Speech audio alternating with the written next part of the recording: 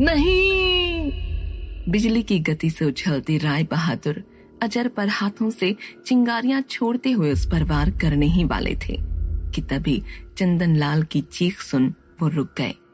गुस्से में लाल राय बहादुर खुद को संभालते हुए सिर्फ अजर की फैलती जड़ों को काट कर रुक गए। उन्हें पता था कि अजर को नुकसान पहुंचाना चंदन लाल को चोट पहुंचाने जैसा था। यही सोच राय बहादुर चंदन लाल की वो दर्दनाक चीख सुन बिना वार किए रुक गए। मगर चंदन लाल की चीख अब भी नहीं रुकी। देखते ही देखते केशव, भानु, रानू सभी की चीख से हवेली गूंज उठी। राय बहादुर हैरान हो पलटे, मगर पीछे पलटते ही उनके होश उड़ गए। योगी अमृत, भानु, रानू, केशव और चंदन लाल सभी के सभी सुरक्षा कवच सहित हवा में उड़ रहे थे, जैसे कोई जादू ऐसा कर रहा हो। पर इतना ताकतवर जादू जिसने राय बहादुर के बनाए सुरक्षा कवच को भी हवा में उठा दिया था।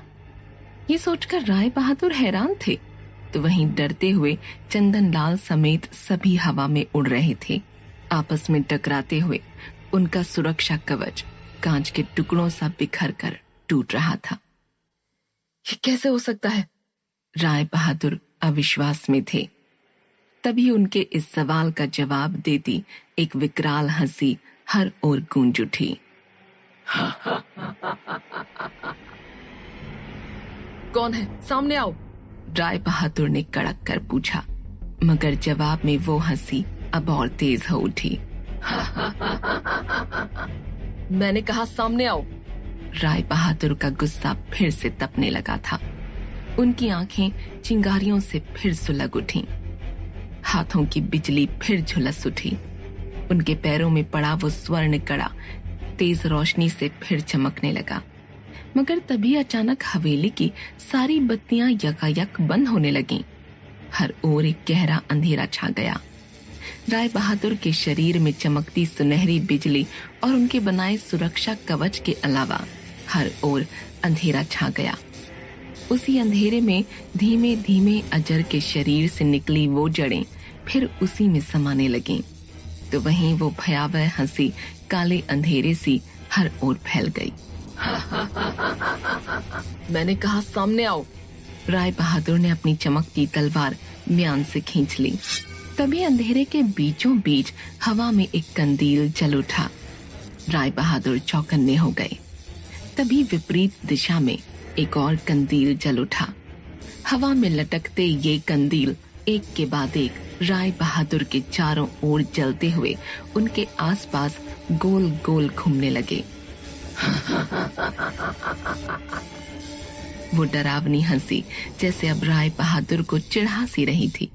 तभी अचानक एक काला धुआं हवा में लहराकर सीधे राय बहादुर के बनाए कवच को तोड़ने लगा। हवा में लटके चंदन लाल, भानु को हवा में उछालता वो धुआं कवच तोड़ उन्हें एक के बाद एक जमीन पर गिराने लगा। राय बहादुर का कवच जैसे कांच की तरह बिखर जमीन पर गिरने लगा और उसके साथ गिर रहे थे हवा में लटके वो सभी लोग। कौन हो तुम? राय बहादुर गरजे, मगर जवाब में थी वही हंसी। तभी रानू हवा में और ऊपर झूलकर फिसलने लगी। वो डर कर चीखी। रानू का सुरक्षा कवच भी अब बिखर कर टूटने लगा। रानू जमीन पर गिरने ही वाली थी। राय बहादुर रानू को बचाने दौड़े, मगर उन कंदीलों के घेरों को पार करने की कोशिश करते ही उनके आसपास काली छाया की एक जेल नुमा दीवार उठने लगी, जिससे टकराकर राय बहादुर फिर उसी घेरे के अंदर गिर पड़े। जेल सी उठती उस दीवार में चीखती चिल्लाती डरावनी आवाजें, हंसती रोती कई प्रेत आत्माएं उभरने लगीं। रानू अब गिरने को थी। राय बहादुर फिर उसे बचाने के लिए दौड़े, मगर फिर उस चीखते प्रेतों की दीवार से टकराकर वो नीचे गिर गए। राय बहादुर गुस्से में चिल्लाते हुए फिर उठ खड़े हुए। उनकी दोनों आंखें अब काली हो चुकी थीं। वहीं रानू फिसलकर अब कवच को पकड़े हवा में उल्टा लटक रही थी। तभी अंधेरे से हंसता हुआ काली चमकीली चादर में ढका पागलों सा नाचता कूदता वो वहां आ पहुंचा। ये वही शख्स था जिसे योगी अमृत ने राय बहादुर के विचार चक्र में देखा था। सफेद चमड़ी, जैसे उसके शरीर का सारा खून किसी ने चूस लिया हो। बड़ी बड़ी आंखें, लंबा और आंख में झुलसा चेहरा, आंखों के आसपास गहरे काले घेरे, लंबे नुकीले दांत, बड़े लंबे कान और कमर से झुका कुबड़ा शरीर। बाल हिलाकर उछलते नाचते हुए उस बवंडर में राय बहादुर की दमयंती को ये भयावह शख्स उड़ा कर ले जा रहा था। इसे यहाँ देखते ही योगी अमृत का चेहरा डर से भींच गया।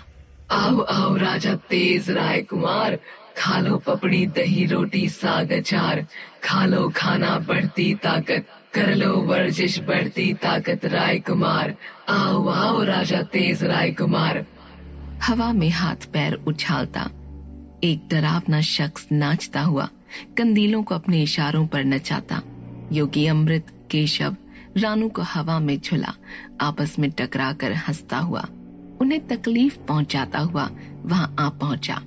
गिली ली ली ली ली ली ली ली। गाना सुनते ही और उस भयावह शख्स को देखते ही राय बहादुर का सारा गुस्सा, आंखों की चिंगारियां, ताकत, सब कुछ गायब हो गया। उनकी आंखें फिर से सामान्य हो गईं। कई सालों बाद उनकी आंखों से आज आंसू बहने लगे, जिसे देख बाकी सब हैरान थे। वहीं अचानक नाचते हुए वो शख्स रुक गया। राय बहादुर को देख उस भयावह मगर खुश मिजाज शख्स के चेहरे पर भी एक मायूसी पसर आई। उसकी आंखों से भी आंसू बह पड़े, जिन्हें तुरंत हाथों से पोंछ फिर हंसते हुए वो राय बहादुर के करीब जा बोला, कैसे हो तेज? राय बहादुर रुंधे गले से कुछ बोलना चाहते थे मगर बोल नहीं पाए। ये कहाँ मौत से लौटकर कैसे आप? इस पर ये डरावना शख्स आसमान की तरफ देख हंसते हुए बोला, मौत जाग उठी है तेज। तुमने क्या सोचा मेरी कहानी खत्म, विशंभर की कहानी खत्म? नहीं, विशंभर अपनी प्रतिज्ञा पूरी किए बगैर कहीं नहीं जाएगा। इस दुनिया को कीमत चुकानी होगी, मेरी कीमत, लाल रानी की कीमत, मेरी प्यारी। कहते हुए उस शख्स के चेहरे पर दुख के काले बादल छा गए और अगले ही पल फिर उत्तेजित होकर वो बोला, सही नहीं हुआ, ये दुनिया जालिम है तेज, और तुम अब भी कमजोर उस तरफ खड़े हो। क्या तुम्हें नहीं लगता मेरे साथ, तुम्हारे साथ गलत हुआ? भयानक विशंभर का इशारा इतिहास में हुई किसी ऐसी बात पर था जिसे राय बहादुर भी जानते थे। उसके हर शब्द राय बहादुर को पीड़ा दे रहे थे। तुम नहीं चाहते उन सब का बदला इन लोगों से लिया जाए? लौट आओ तेज, लौट आओ। विशंभर के ये कहते ही राय बहादुर के आसपास बनी जेल नुमा दीवारों से प्रेत और जोर जोर से चीखने चिल्लाने लगे। आसपास हवा में उड़ते घूम रहे कंदीलों में जलती आग की लपटें और भड़क उठीं। राय बहादुर का दिल और पसीज गया। नहीं, राय बहादुर ने रोते हुए कहा, मैं ऐसा नहीं कर सकता। राय बहादुर की आंखों में ये कहते वक्त कठोरता थी, मगर कहीं न कहीं ना कहने का दर्द भी उनकी आंखों में सुलग कर बह रहा था। दूसरी तरफ नहीं सुनते ही विशंभर पागलों की तरह चीखने चिल्लाने लगा। पल में हंसता तो पल में चिंघाड़ने लगा। कूदते हुए कभी जमीन पर पैर मारकर गड्ढा करता तो कभी अपने हाथों से हवेली के खंभे को एक ही बार में चकनाचूर करने लगा। आसपास उसकी आंखों से, कान से, मुंह से काले धुएं के बवंडर उठने लगे। उसका ये विभत्स रूप देख सभी की रूह कांप उठी। अचानक वो राय बहादुर की तरफ पलटा और पागलों की तरह उत्तेजित हो बोला, नहीं, तुमने कहा नहीं, यही कहा ना तुमने?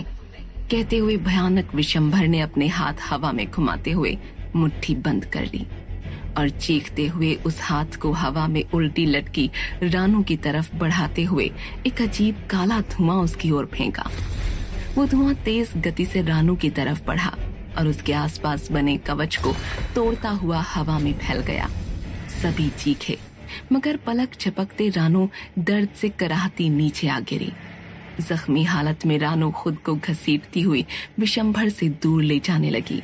उसे इस भयानक शख्स से डर लग रहा था, तो वहीं विशंभर गुस्से में हवा में बाल झटकता गुर्राता हुआ, खुद में ही बड़बड़ाता हुआ रानू की तरफ बढ़ने लगा। नहीं नहीं कहा मुझे, सुना तुमने? विशंभर को रोकने के लिए भानु उसकी तरफ झपटा, मगर भानु के उछलते ही हवा में उड़ते उस काले धुएं ने भानु को गर्दन से पकड़कर हवा में उठा दिया। भानु का गला घुट रहा था। इधर रानू ये देख डर और दर्द से चिल्लाने लगी। यही हाल कवच में कैद योगी अमृत, केशव और जमीन पर गिरे चंदन लाल का भी था। ये पहली बार था जब किसी काली शक्ति के सामने राय बहादुर कमजोर पड़ रहे थे, यहाँ तक कि उसकी कैद में थे। गुस्से में विशंभर ने फिर अपने हाथ उठाए और काले धुएं का एक गोला उमड़ता घुमड़ता उसके हाथों के ऊपर मंडराने लगा। विशंभर रानू की तरफ देख हंसते हुए राय बहादुर को चिढ़ाते हुए बोला, समय खत्म। सुनते ही राय बहादुर की आंखें गुस्से से फिर चमक उठी। उनकी आंखों में फिर बिजली कौंध उठी, मगर वो कुछ करते उससे पहले ही पीछे से अजर ने अपनी नुकीली जड़ों से राय बहादुर के पूरे शरीर को भेद दिया। सभी की चीख निकल पड़ी। राय बहादुर को विशंभर की उस कैद में आम इंसानों की तरह दर्द महसूस हो रहा था। लड़खड़ाते हुए वो फर्श पर घुटनों के बल कराहते हुए गिर पड़े। तो वहीं ये देख अजर हंसता हुआ अपनी जड़ें समेट खिड़की के रास्ते अंधेरे में ही कहीं गायब हो गया। राय बहादुर का गाढ़ा लाल खून फर्श पर फैल चुका था। तड़पते हुए ही वो विशंभर को रोकते हुए बोले, ऐसा मत करो, छोड़ दो उसे। छोड़ दूं? विशंभर हवा में उछलकर नाचता हुआ राय बहादुर के पास आया। पर इसके बदले क्या मिलेगा? बताओ बताओ। क्या चाहिए तुम्हें? क्यों आए हो फिर से लौटकर? अच्छा, तुम फिर से लौटकर भावनगर उस श्रापित लड़की के साथ जा सकते हो तेज, मैं वापस नहीं आ सकता। श्रावणी का जिक्र सुनकर राय बहादुर की हवाइयां उड़ गईं। हाँ हाँ, मुझे पता है उस लड़की के बारे में। वही तो है चाबी लाल रानी के लौट कर आने की, इस दुनिया की तबाही की। क्या नाम था उसका? हाँ, श्रावणी। जो आज से 300 साल पहले नहीं हुआ वो फिर होगा। विशंभर ने दहाड़ते हुए कहा। लाल रानी के लौट कर आने वाली बात सुनते ही योगी अमृत और राय बहादुर दोनों के शरीर ठंडे पड़ गए। वो भय से भयंकर, मौत से क्रूर, तबाही का सैलाब, काली दुनिया की साम्राज्य ने लाल रानी। नहीं, योगी अमृत के मुंह से यकायक निकल पड़ा, अरे हाँ। विशंभर हंसा और अब राय बहादुर को देख बोला, चलो अब जल्दी, तुम्हारे पैरों में पड़ा वो कड़ा निकाल दो और मुझे दो जल्दी, वरना इन सब की लाशें एक के बाद एक जमीन पर गिरती दिखेंगी तुम्हें। विशंभर की आंखों में जितनी उस कड़े को पाने की ललक थी, उतनी ही उसकी बातों में विश्वास भी कि वो कड़ा ना मिलने पर एक के बाद एक वो सबको मार डालेगा। ये कड़ा लाल रानी को फिर जगाने के लिए जरूरी एक बिखरा टुकड़ा था।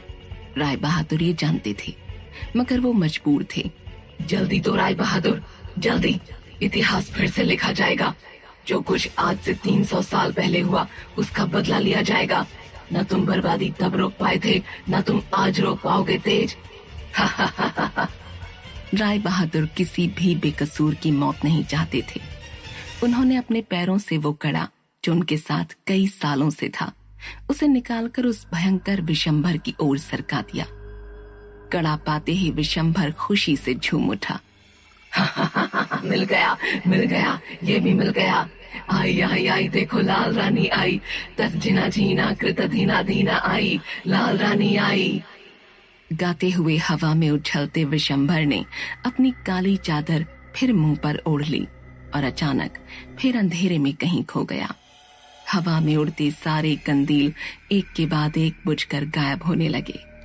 राय बहादुर के आसपास बनी प्रेतों की वो जेल नुमा दीवार अपने आप गिर गई। सुरक्षा कवच में बैठे हवा में लटकते सभी फिर जमीन पर सही सलामत उतर आए। हवेली की बिजली फिर लुपछुप हो जल उठी। सब कुछ शांत हो गया, फिर से उजाला हो गया। मगर जो तबाही उन काली शक्तियों ने मचाई थी, हवेली की जो हालत थी, उसे देख डर अभी भी सबके दिलों में धड़क रहा था। पूरी हवेली टूटकर एक बड़ा सा खंडहर बन चुकी थी। जहां तहां जमीन में गड्ढे, हर तरफ मरे कौओं की राख का ढेर, फर्श पर, दीवारों पर अजीबोगरीब खून के छींटे।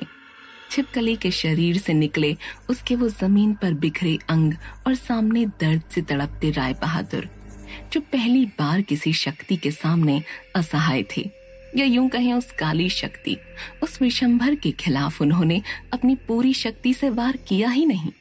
खून और जख्मों से सने चंदन लाल और भानु ने लड़खड़ाते हुए राय बहादुर को उठाकर सहारा देते हुए दीवान पर बैठाया, तो वहीं योगी अमृत अपनी दिव्य जड़ी लाकर उन्हें मंत्रित कर राय बहादुर, भानु और चंदन लाल के कटे फटे विक्षिप्त शरीर पर लगा। उनके शरीर से बहता खून रोकने लगे, उनके जख्म भरने लगे। वहीं छिपकली के चंगुल से आजाद हुई रानू अपने आसपास इतना खून खराबा देख उल्टियां करने लगी। उसकी जुबान पर भी खून था, जो उसने छिपकली के वश में रहकर फर्श से चाटा था। इस भयानक घटना के बाद जैसे सभी का विश्वास उठने लगा था, उम्मीद टूटने लगी थी। चंदन लाल की आंखों के सामने से अजर का वो क्रूर खूंखार रूप जा ही नहीं रहा था, तो वहीं राय बहादुर की आंखों के सामने विशंभर का वो भयावह चेहरा, उसकी कही वो बात कि फिर से लौटेगी लाल रानी, 300 साल पहले जो नहीं हुआ वो होगा, सब गूंज रहा था। कौन है विशंभर? किस चीज की कीमत चुकानी होगी दुनिया को? क्या हुआ था 300 साल पहले? विशंभर के सामने क्यों कमजोर पड़ गए राय बहादुर? क्या इतिहास फिर से लिखा जाएगा? क्या लौट आएगी लाल रानी? जानने के लिए सुनते रहिए भयनगर, ओनली ऑन पॉकेट FM।